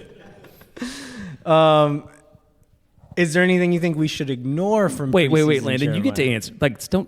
You don't get to ask all the questions. Yeah. What do you think we've learned from this preseason? No, I mean, we've seen the one game, right? And from that one game, it does seem, we talked about it on the show Yesterday and today. There are some new wrinkles being added, some seeming shifts being made in both the attack and defense. So we'll see like how much of that was just this one game and how much of it is like actual efforts being made to change things up. But I feel like that's the only substantial thing that I've learned so far. Is there anything you think we should ignore from preseason? I mean, I feel like I've gotten excited about Danny Houston and Roddy Redis scoring goals in the preseason, and that didn't pay out at all ever. So, like, I love the production we got from the new guys up front in the LA Galaxy match, the one we got to see, and I'm also going to choose to ignore it for now and rely on the history of like what we've seen from them over time. Wait, so my Jimmy tattoo across my ribs was a bad idea? But do you even? Yeah, we didn't even know it was a real Dude, name. It's permanent. Like, but no, yeah, I think to your point, right? Like, I take preseason results like they may as well not even keep score, right? To me, it's about, can this man run 90 minutes? If yes, cool, we're done. Yeah. Now, you talked about mostly healthy. We got Julio Cascante. Yeah, that's breaking news. Breaking news that he's not been healthy in the preseason. Well, I guess we kind of knew it because we didn't see him in the match. He didn't play, but, right? Yeah. Is that a point of concern? I think, Yes. for now, because if he is out, it leaves us with two center backs. Two actual center backs, both right? of whom are also coming off of injuries and trying to recover. So that is a little concerning. If we can make another signing, or like once you get like, I don't think Biru has actually played center back, but he's got at least the size to slot into like that 3 in the back shape and like not just get dominated in the air all the time. Same for Dessler, and we're not going to see him till the summer, it seems. But I will be pretty exasperated if Alex Ring has to drop back. I was going to say, same for Alex Ring. Again. I have a Mike question. Yeah. Of your Alex Ring's hairstyles he's had over the last like 3 years. My heart. Which do you love the most? Yeah, I'm wearing all black because I'm still in mourning for the flow. I thought it looked so good. I thought, like, could you be more Nordic than here's a man with this long, beautiful flow. It's always under a hat, so it's got that little bit of, like, hockey hair, like, wave to it. Like, man, what a waste. What a waste to cut that short. I was disappointed at the cutting the long hair off, but he looks like he means business with the short hair, and I'm not mad about that. Yeah. As long as he keeps the like villain goatee look, I'm fine. If he shaves that off, I'm out. Ring out. Okay, should we go to season predictions, or should we save that until after listener questions? Oh, let's get that out of the way now. Season Yeah, predictions? because I think that might inform people's questions. Okay. Like, you know. Starting with like, what is wrong with you? Maybe. Yeah, depending upon what they're going to be. I have an embarrassing question. How many teams are in the Western Conference? 14. Right? 14? Because we have to play. Because we still had that weird like play. yeah. We have to play teams 3 times again thing, which will finally get solved next year. And so it's 14 in the West. Okay, I needed to know what the floor was. Yeah, for my 14. predictions. Yeah, When you ask a question that way, we're not going to say first. I feel like you don't need to know that. Okay, what's your prediction? You can give a range if you'd like. Give a range. And Let's say let's put a limit on the range. How small should the range be? 4 places? 4 places. 2 places. No, 4. 2. Two's too tight. Have you Two's ever too tight. watched MLS? Yeah, You two's can't- too tight for MLS. I won't need Okay, a let's settle on range, 3. but- I like this. 3? Yeah. It makes it hard. Okay. Yeah, it makes it hard. And the beauty of this all is that we have no idea what the playoff format's going to be, so we can't even ask. Like, Yeah. I mean, the season's 9 days away. We can't even be like, are we going to be a playoff team or not? It's Are we like, going to be I a don't home know. playoff team or not yet? Doesn't matter. Was the play-in cutoff 9 last year? Yes. Okay. Yeah. All right. So, Jeremiah, what's your range? My range is 8 to 10. That's like an optimistic, like, I love joy. That's how- like, that would be my real, if I was being objective, would probably be lower. I'm going to go with 8 to 10 because, like, we're doing an Austin's FC show. The folks in the room just saw me do math on my fingers to make sure that was 3 places. Because my head heard 8 to 10 and thought, oh, that's 2. It's 3. What do you got, Mike? So I think this is the hardest part of being a sports fan, right? Because my heart says we are going to go 34-0-0. We are going to be the number 1 team in the West, the number 1 team in the world, the number 1 team in the history of sport. Multiple 9.5 celebrations. Yes, every game. Every game, it's going to get exhausting cataloging all the goals we score, right? But my brain knows that this team's probably going to be bad.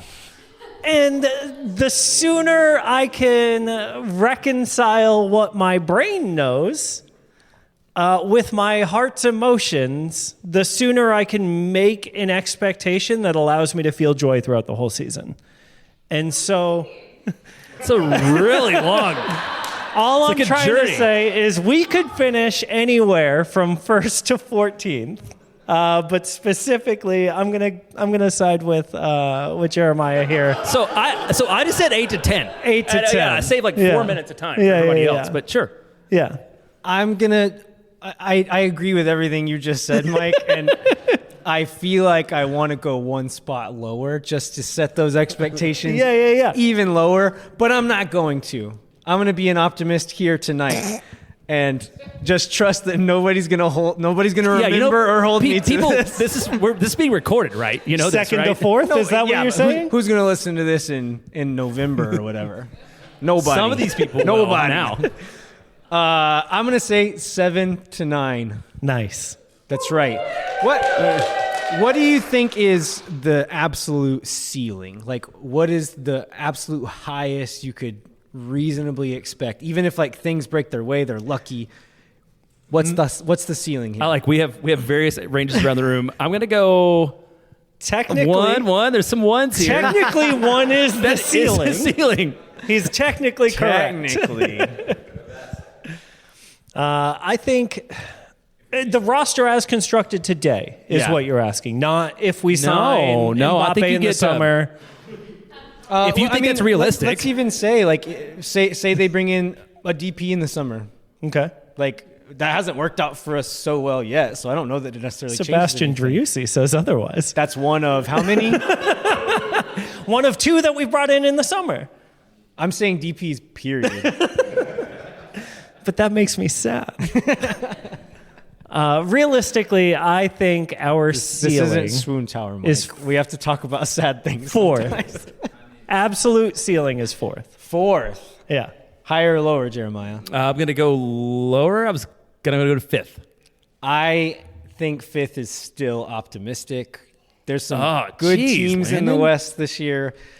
We've got work to do to, on paper, get to where 5 teams have gotten, even with summer transfers taken into account. I'm going to say 6th still feels like pretty optimistic to me. And that's if Diego Rubio comes in and lights it up. That's if Driussi hits 2022 form. That's if Owen Wolf and Danny Pereira take that next step that we're all hoping that they can. That's if our center backs stay healthy. That's if Biru is as good as we hope he is. Like, that's if all of those things happen. I still think we don't get higher than 5th or 6th. I think if we can hit on a DP, it changes the entire calculus for this team, right? Like, to your point, we've been so bad at signing the biggest game-changing players in the league. If we can do well, yeah, 4. Hope you're right. Hope you're right. All right, we're going to pivot to listener, or I guess audience questions tonight. You're here in person. The way we're going to do it is Jeremiah is going to stand here and put a microphone up to your face. And then you're going to talk into it. Not this one's face. No, I point as I point at my firstborn son, the large one, right? my large teenage son. Yes. All right, who's got questions? Moises, you're first. Moises. So I've got something that's really excuse, sir. Hold. Hi, my name's Henry Verde Hill. You can call me Hank if you're nasty. I'd like to address this directly to one Michael Crugnola, who's not as optimistic as I would like him to be. I want to know what team in the West do you think has worse chances than us, and why is it Portland or Colorado? Yeah, great question, Henry. Thank you so much for being a loyal listener. I think Portland could be really bad, especially if they move Evander. But I think Colorado has made some really good moves to play really miserable looking soccer this year. I'm going to be really disappointed when they low block and counter the shit out of a. Sorry, low block and counter the poop the poop out of us for 90 minutes of miserable soccer in the middle of the summer. I think it's also hard. There's so many moves in and out of MLS this year. There's a lot of teams bringing in DPs or high level guys that they're counting on to be difference makers, and we don't know if these guys are going to hit yet or not, right? So I think there's a lot of teams where it's just I think they're going to be good, or I think Colorado's done enough to not be in last place again, but also they started in last place, so they had a lot of work to do. So I think it's going to be even more MLS-y than it has been in years past as far as predicting who's going to finish where. Speaking of, do you think Coco Carrasquilla stays in Houston?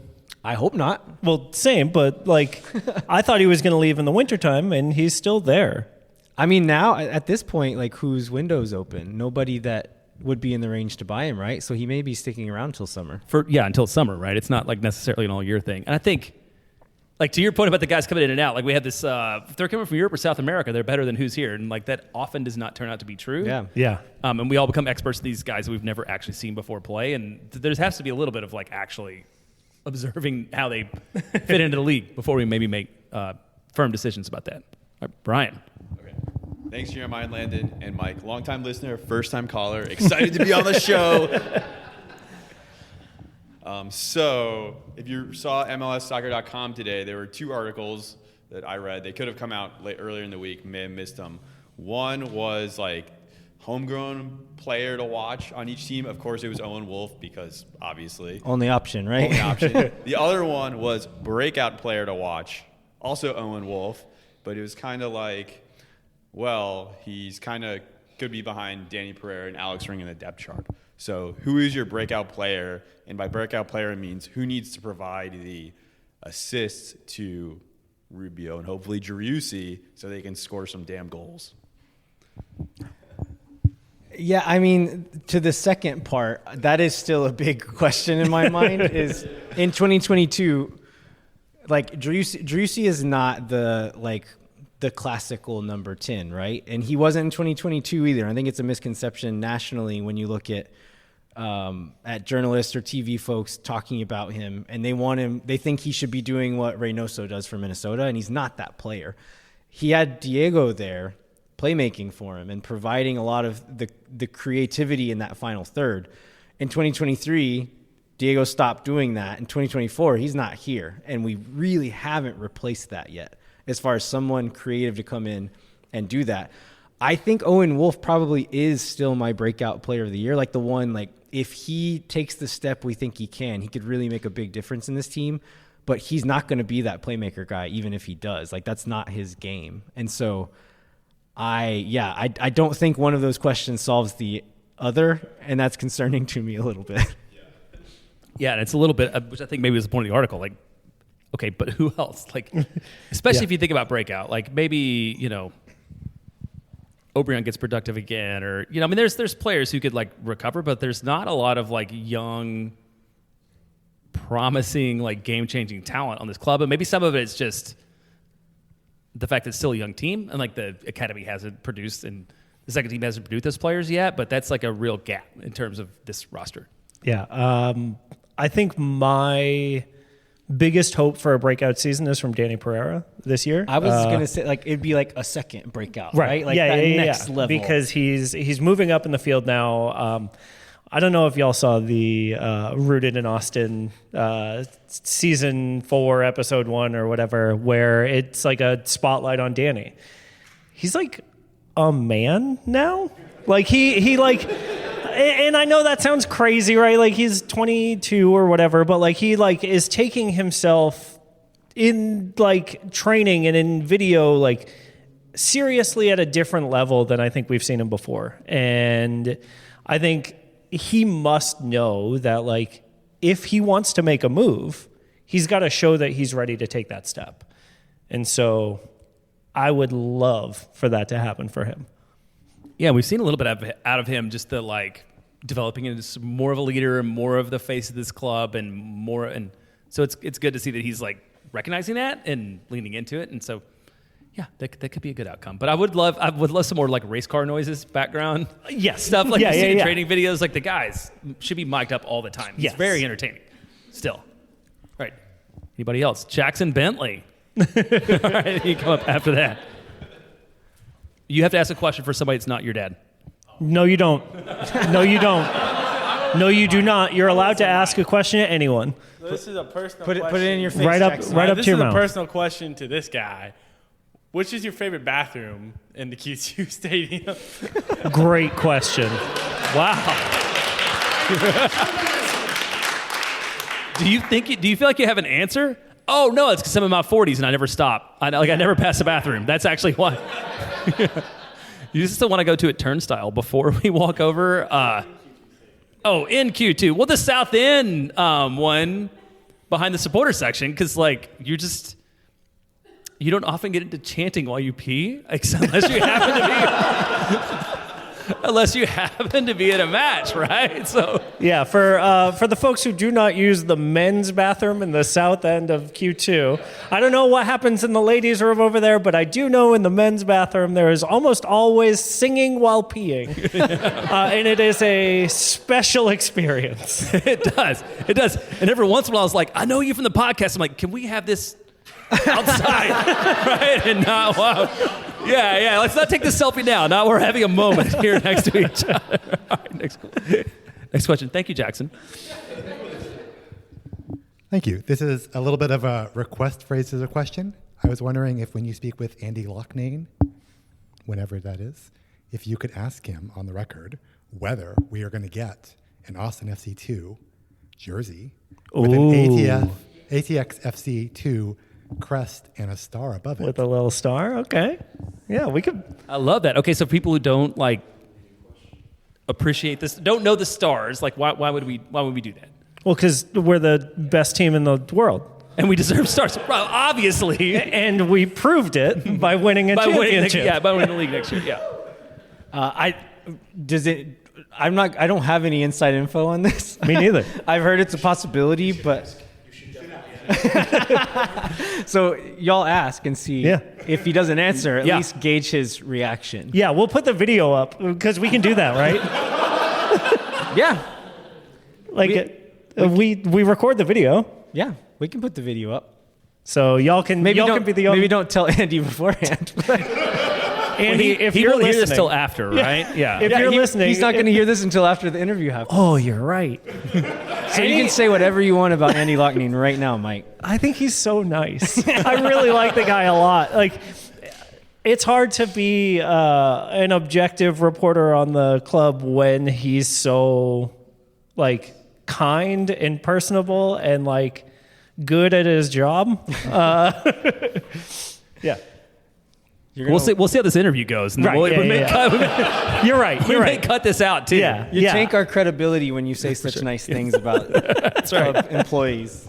I'm glad that other dude got escorted out by security. It was incredibly rude. You bring up Austin FC 2. I'm curious your feelings about the synergy, the dynamic that we have among those players who are going to be filling in our roster on the first team, and how you feel some of those second team players are going to, rise to the occasion being put on the field with the first team. I mean, who's impressed you based on what we've seen and what we've heard about the preseason stuff? Well, based on what Josh Wolf said in the media availability a couple of weeks ago, we shouldn't expect to see any of these guys fill in. Except maybe Jimmy. Jim, my tattoo man. I think Jimmy. Yeah. I mean, if we're taking what Josh Wolf says, Jimmy seems like the one most likely to get a contract at this point, right? He was raving about him after the game the other day. So, again, we talked about this on the show a couple of weeks ago. If any of these guys were domestic players, I think some of them, like Val Noel, I think is a lock for a supplemental spot if he's American. But because he's French and it's going to take up this valuable international spot, I don't know that he has a chance. And it sucks. Like, it's really sad for him, but it's the reality. I would like to overcome that and still, like, I feel like Val Noel is the one player out of that group that adds enough to maybe take one of those when Austin's got at least a couple available. I like what I see from him, and it's in a position of need, too. Like, we need creative attacking talent. He's also just like, he's a little bit older than a lot of the guys on that team, meaning that he's got that, just like that solid head on his shoulders. He's going to step into that game, and you would trust a guy like him to carry himself well on the field with the first team, even if his like ceiling isn't as high as some of these guys. He's closer to his ceiling, and he knows where it is, and isn't going to try to play outside of himself in that situation. So I do like that about him, but I think it's going to come down to Burrell's counting those international spots. How many do we have left? Who are the targets we're looking for? Do I need them? Val Noel's not taking one. Yeah, because like you can sell an international roster spot for $250,000 GAM, right? Yeah, like, again, even if you're not going to use them, maybe it's better to sell it. And is Val Noel worth that? So yeah. All right. Hello, friends. Hi, I always Long. wanted to say that. So I've done a bit of math, crazy math, and I think we've generated an excess GAM of, let's just say, of over $1 million in GAM. When I say excess, that means everyone's favorite topic, GAM.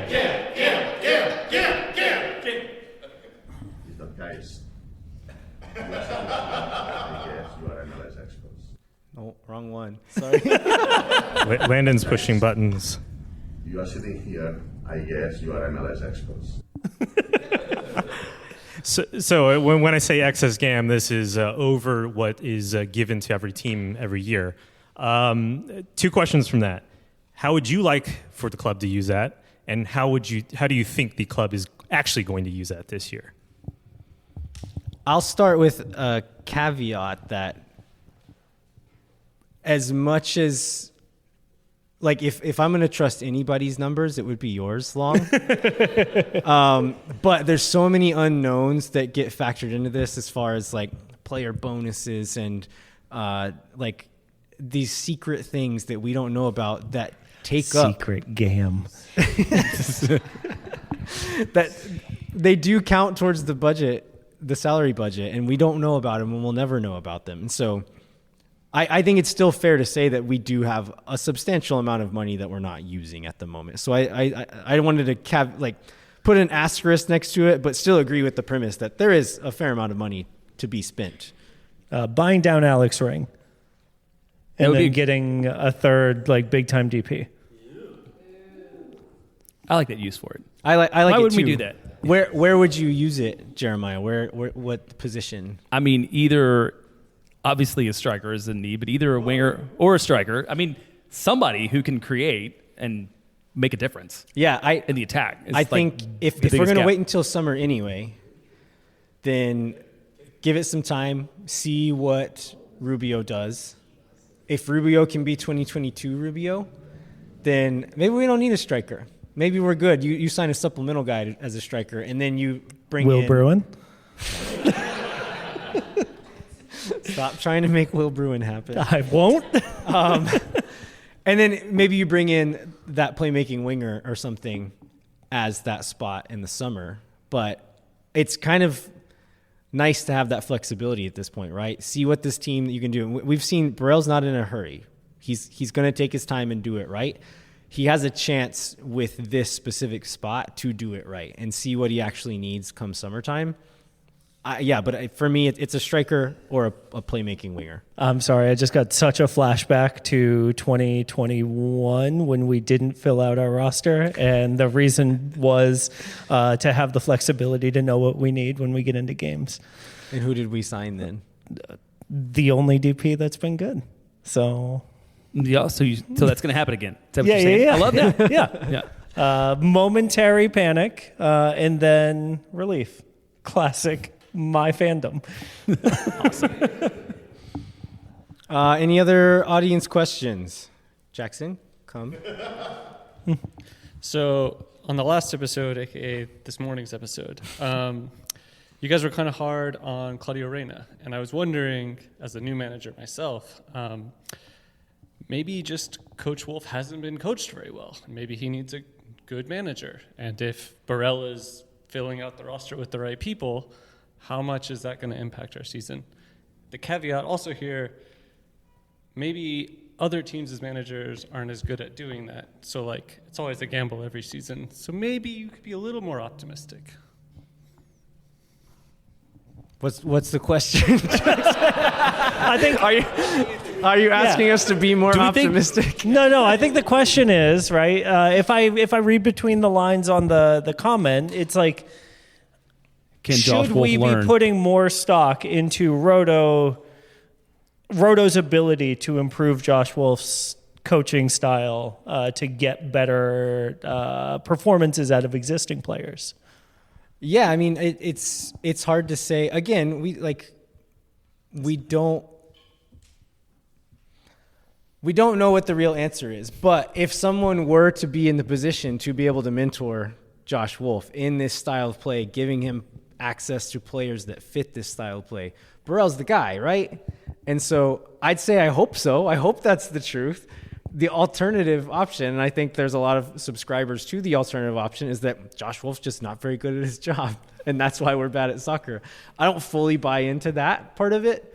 Not to say that I think Josh Wolf is the best, and he has nothing to do with why we're bad. But yeah, if anybody's gonna be able to mentor him and like help him out, I think Burrell's the guy. And every comment that we've gotten from both Josh and from Burrell is that they're saying that's going on, right? As far as his involvement, and it seems like he's a lot more involved than Claudio was, like in training and being around at the performance center, stuff like that. So like hopefully, so that's a reason for hope. Yeah, I almost worry that it's like because there's also things you say, two ways, Mike, right? These are the things you would naturally expect somebody to say. And I think there's like two ways that can go, right? As a person who has had both styles of manager, absentee and overbearing, right? Somewhere in the middle is the dream, and so who knows? But I think it's a great point that like if you had one, changing that structure, it can be hopefully good. frees you up. Well, it certainly. We'll find out. One way, if Claudio was the problem, we'll know it's the problem. Let's do one more question. Yeah. Then we'll wrap it up. Go ahead. After our 34-0-0 regular MLS wins, amen. Who's your Austin FC MVP at the end of the year? Mine's always Brad Stuver. I think he's so good and so underrated, and still like he's only beginning to get the flowers that he deserves for the performances that he's put in every single match for us since he signed. Keepers don't win MVP on winning teams. He asked who my MVP was. Oh, that's true. That's very different. Yeah. I mean, the smart money's on Driussi, right? Yeah, of course. And even at this point, if someone did come in the summer and tear it up, I guess you could still say, like, they're not going to win league MVP, but you could still say they're the best player on the team, right? Like, I would have said that about Driussi the half a season he played, right? So, yeah. I mean, he, doubled our goals and assists, or goals per game average, right? Yeah. Just by himself? Yeah. Do you have a different answer? Yeah, I mean, if we're going to go 34-0-0, which means we're going to be there from the start, then I'm going to go with Diego Rubio, who's going to, like, have to crush it from day one in order for us to go have an undefeated season. So he would be my other guy. When we have an undefeated season. When we have an undefeated season as the best team in the history of the world. That's right. All right. Well, that is all we have for tonight. Thanks so much for coming out. We really appreciate it. It's so great to see your faces in person. Sometimes we usually just are staring at each other over a Zoom call. We're going to hang out just a touch longer. We do need to start cleaning up here in a second, but if feel free to please come say hi. If you would like to take a photo with TV's Jeremiah Bentley, I would be happy to take that for you. But thank you very much.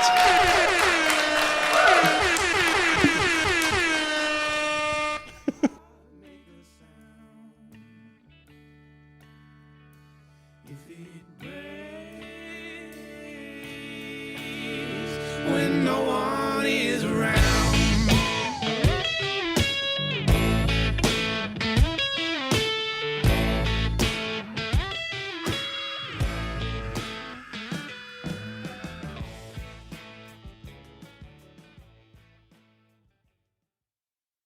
Thank for nothings. You never. La gente. Oh my God.